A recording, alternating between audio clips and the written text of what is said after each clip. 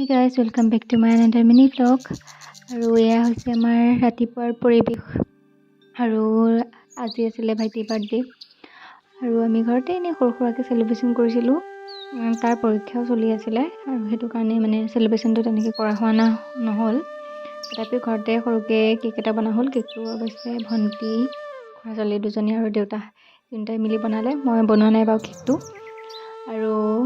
এনেকৈ পায়স অকণমানে প্ৰসাদ খোৱালে সেয়াই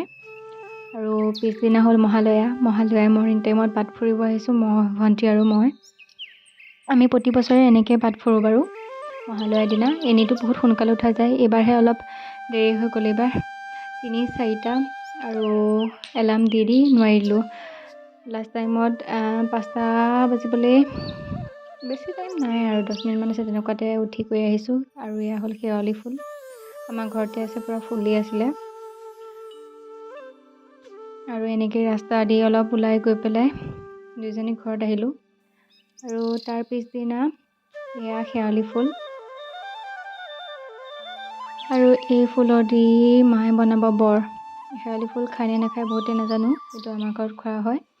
শেৱালি ফুলৰ ঠাৰিখিনি এনেকৈ এক্সট্ৰা কৰি ল'লোঁ আৰু পাতকেইটা এনেকৈ যোনটো ফুলৰ মানে পাহিটো সেইখিনি এনেকৈ ল'লোঁ ধুই কৰি ল'লোঁ আৰু মায়ে ইয়াৰ ঘিলা বনালে ঘিলাটো খাবলৈ অকণমান তিতা আছিলে বহুত বেছিও নহয় অকণমান আছিলে আৰু এই মূৰত লগাই লৈছোঁ হেনা আজি চানডে যিহেতু আৰু ভিডিঅ'টো ইমানেই আছিলে তেন্তে আজিলৈ বাই